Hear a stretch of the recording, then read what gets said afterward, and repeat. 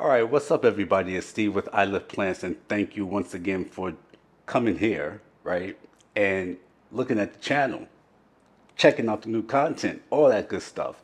Listen up. So, today I want to talk about two different things. I want to talk about top watering and bottom watering and the benefits of both, so to speak. Like, which one is better? Do we even know? Do we know which one is better? I don't know. Let's see if we can find that out together in this latest episode of I Love Plants. You guys stay tuned. Thank you so much for coming and watching.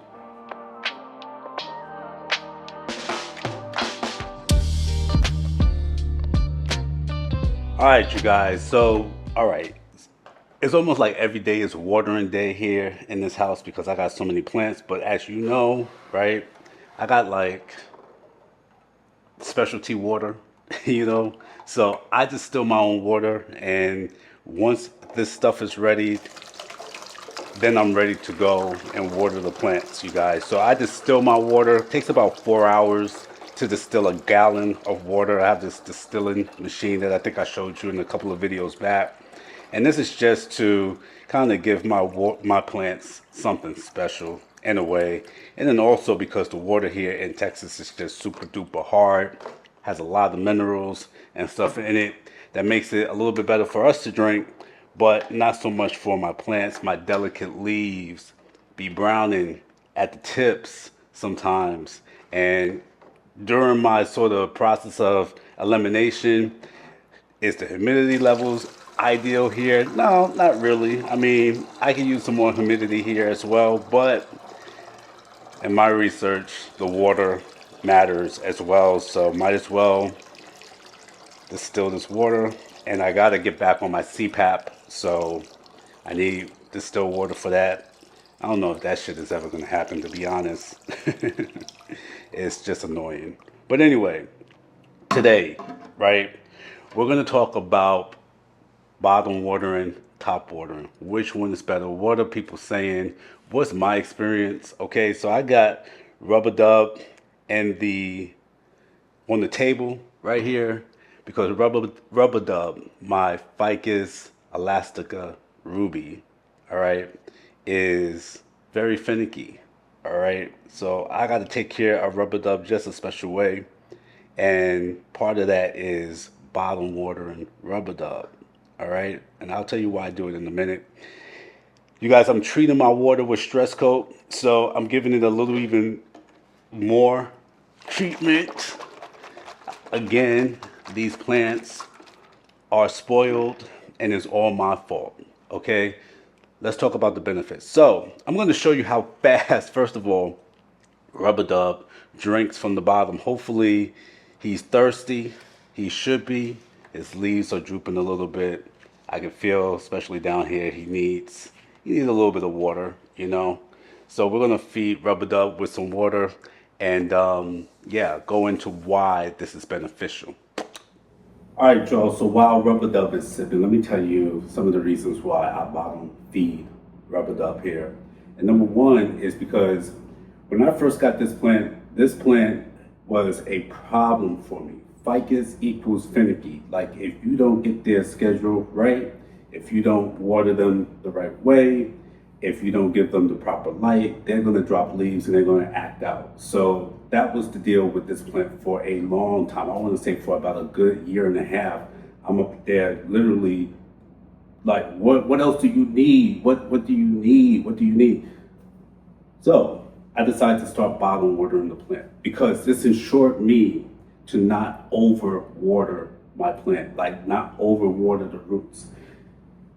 This ficus right now is taking up as much water as it needs. And I typically leave it in this bin here, this plastic bin, for about maybe 10, 15 minutes. I sometimes go 20, but usually he takes exactly what he needs within the first 10 minutes and then he leaves the rest in the bin. And that's exactly what he's doing here right now. All right. So one of the reasons to bottom water, you guys, is to not overwater your plants. Let the plants take up as much water as they need.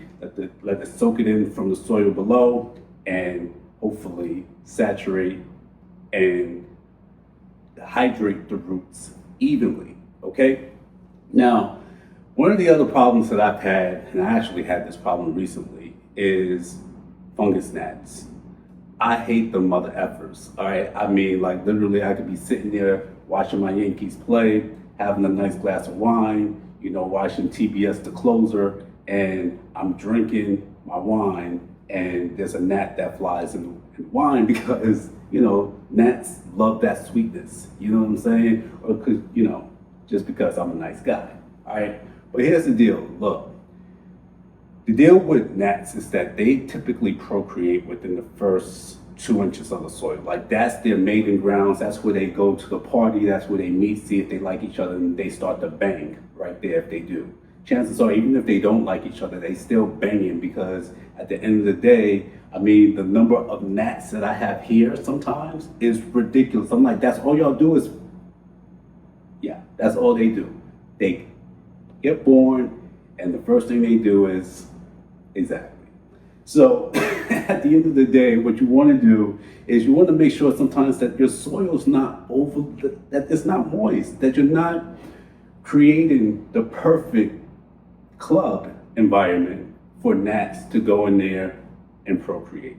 So for pest reduction, you guys, especially when it comes to those type of insects, please start watering from the bottom. Okay, now we just talked about pesticide. Well, we talked about pests. Okay. Now, typically when I have pests, like I neem oil down and all that stuff, but sometimes I just can't take it. So don't judge me. I have a pesticide that I use and I spray it in the soil if I have a gnat infestation, and I just have to do that. That's what I do. Okay. Now, the deal with bottom watering is that it does not flush out any of that from the soil.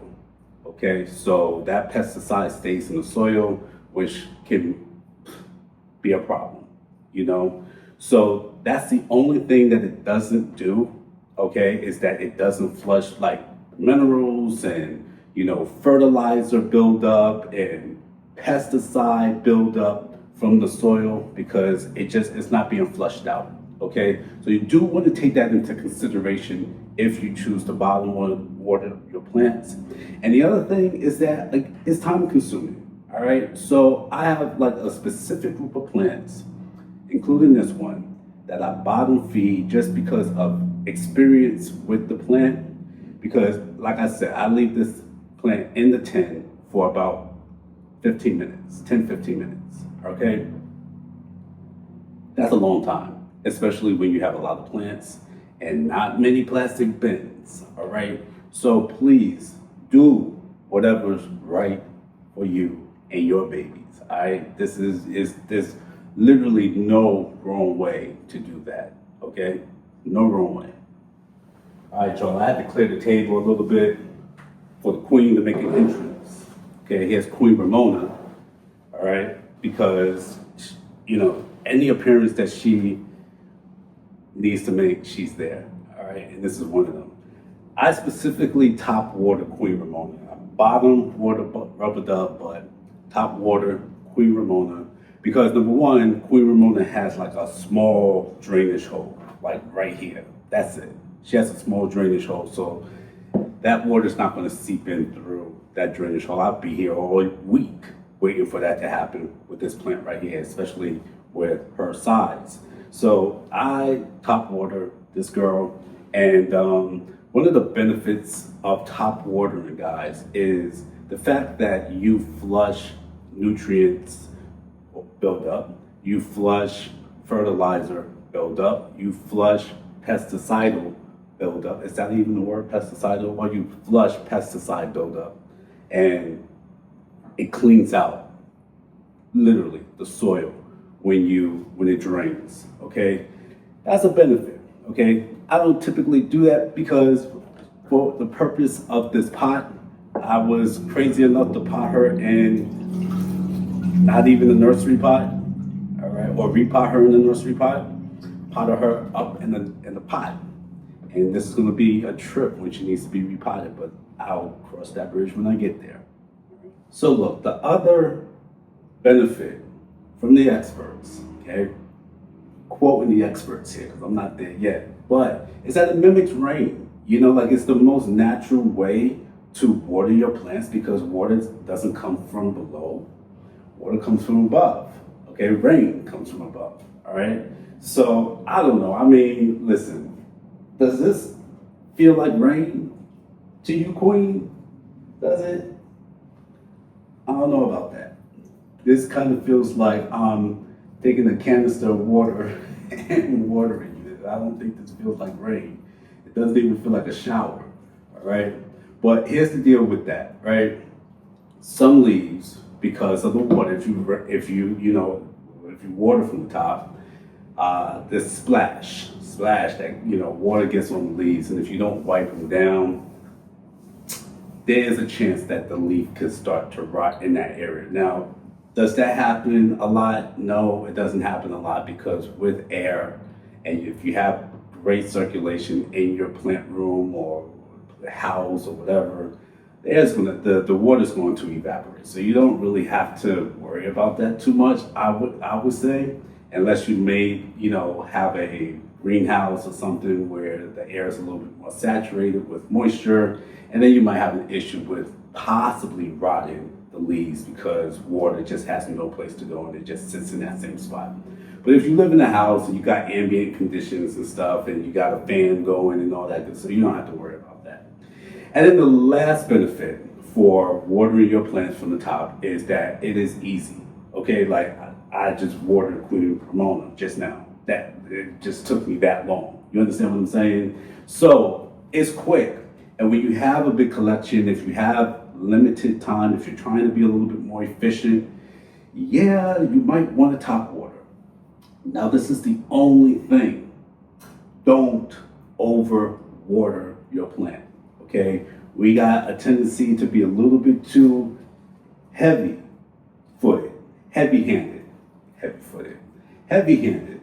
with watering from the top, okay? Because we're making the determination of how much water if the plant gets.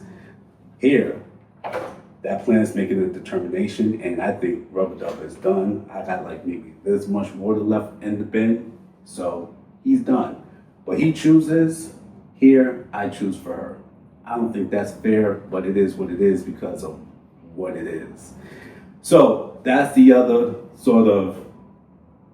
that's the con, all right? You could overwater the plant, so you don't want to do that.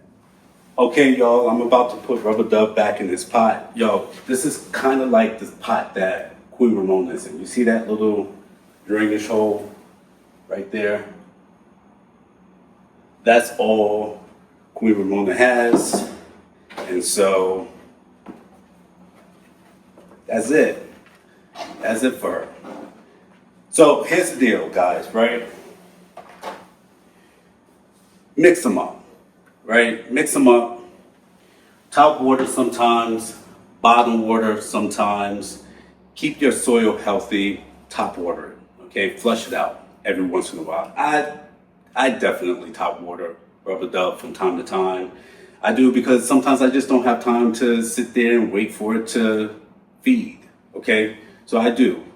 On occasions, top water Rubber Dub. I want to make that clear. But the thing is that a lot of it, now that I know, is I'm flushing out the soil from any sort of fertilizer or buildup or anything like that. I'm flushing it out, keeping the soil healthy. Remember, soil has to remain healthy, guys, because there are roots down there, and we cannot have root rot. You guys already know this. That shit stinks, and it's unfortunate because your plants are beautiful beings. So let's not cause them any sort of inconvenience, so to speak. All right, you guys, look, I hope you found that helpful. This is the deal, you guys. Like, first of all, again, I want to thank y'all for watching. You guys have been so great. You guys have been so comforting for me in a time of need. So you guys, if you watched my last video, you guys know what I've been through. Lost someone really important to me. Those comments that you left were just everything. And so I invite you to comment. I invite you to engage with me. I try to respond back right now as I can. And I appreciate you. I appreciate you all for taking the time out to say something and to write something. It's fantastic. It's really, really good. It made me feel very, very warm and comforted. So, you guys, please, thank you again for watching. I hope to see you on the next one. You know how we do over here on this channel. We love ourselves, you guys. We lift each other up. Okay, that's what this channel is all about. We lift each other up, we share, and we make this whole human experience of life normal. Okay, for whatever we're going through and whatever we're doing, right? Just as long as we're not hurting anybody. I love you guys for watching, and I will see you soon.